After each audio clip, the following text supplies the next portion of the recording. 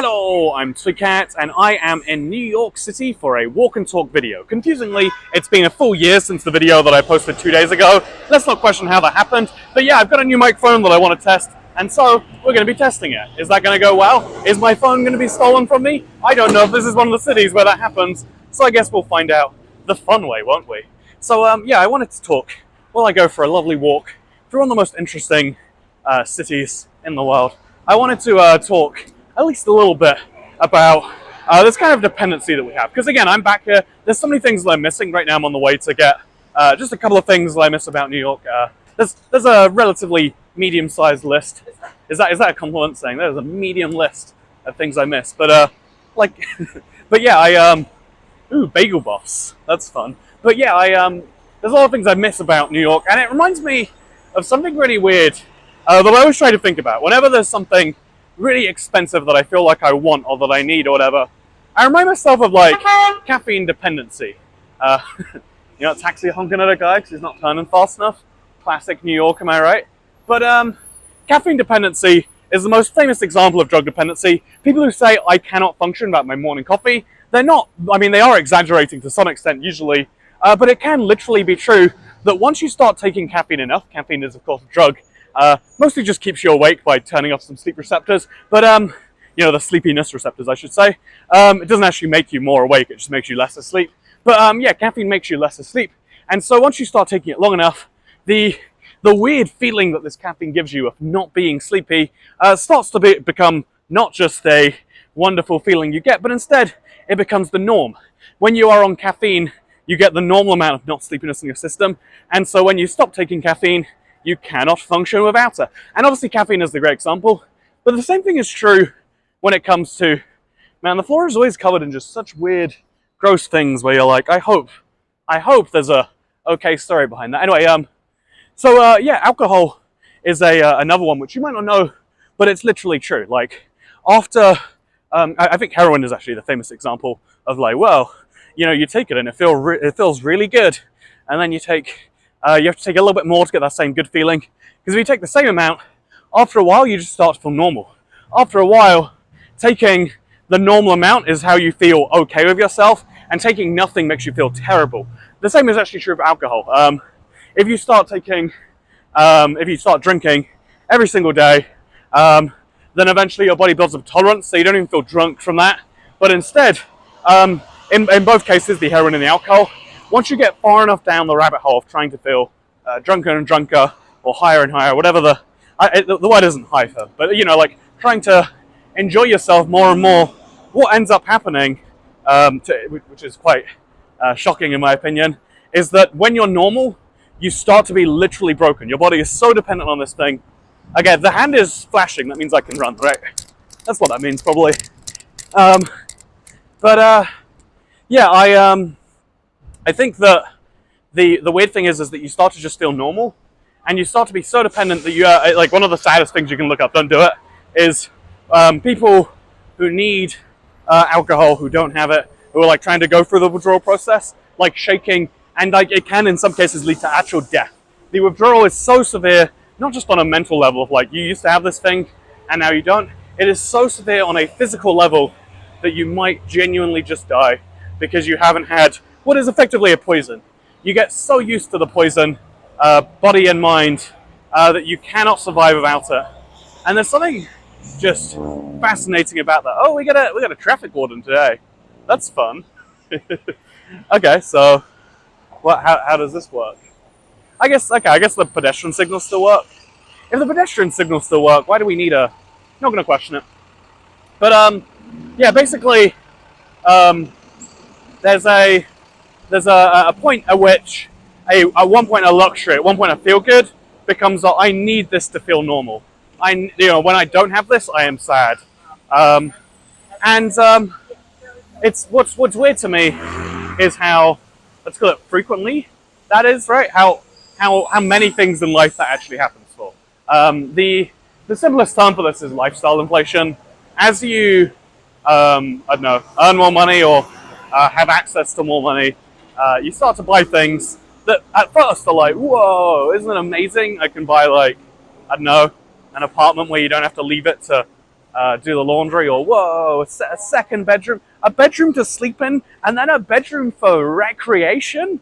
Oh my god! Or like I'm trying to list like I guess the smaller things probably would be better, like the having your coffee every day, having takeout food a few times a week. There are better examples of what I'm trying to say.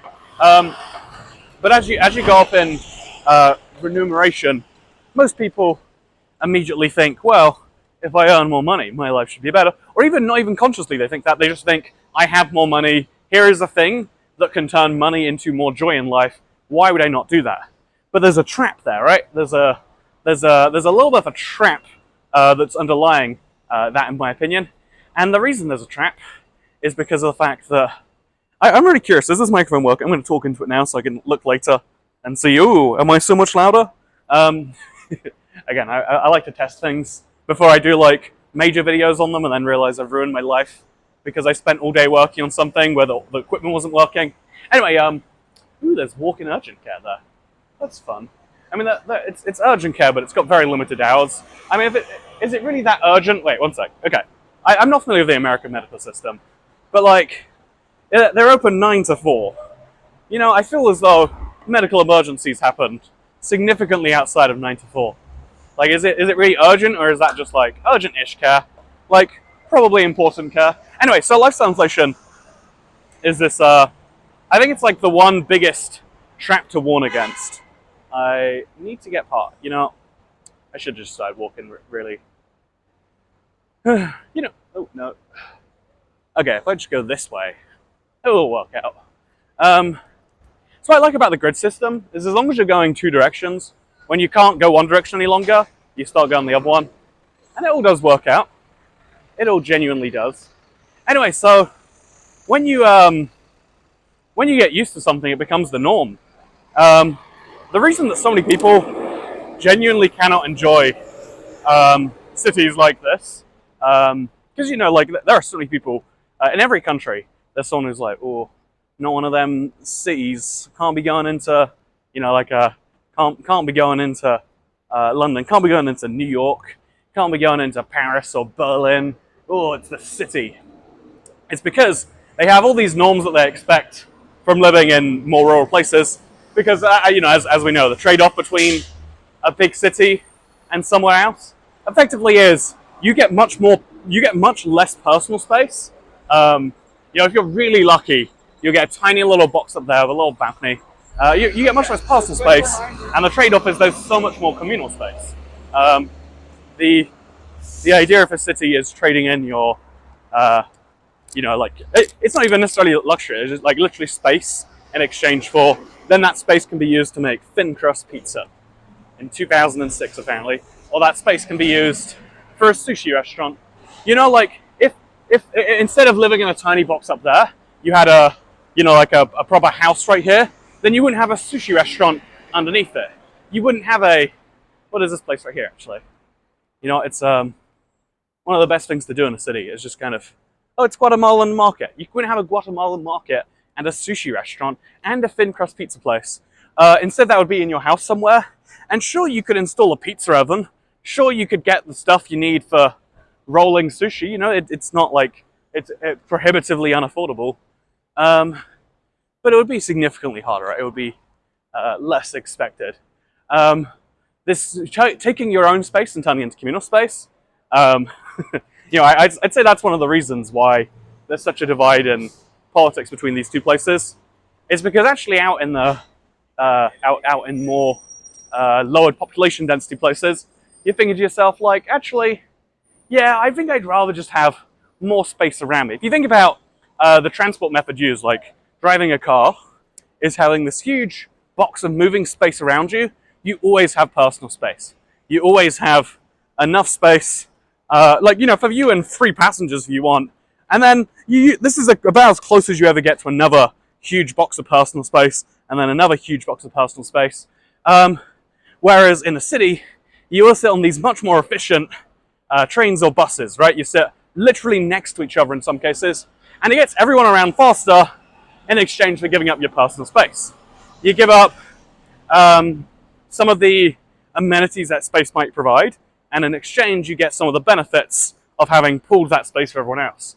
It's like, I don't know, everyone agrees to some extent on pooling resources, otherwise you wouldn't have insurance, right? Unless you have insurance because it's legally required, which is I think why most people have insurance of some form. But you, like you need home insurance to get a mortgage, you need car insurance to drive in most of the Western world, besides like New Zealand and New Hampshire.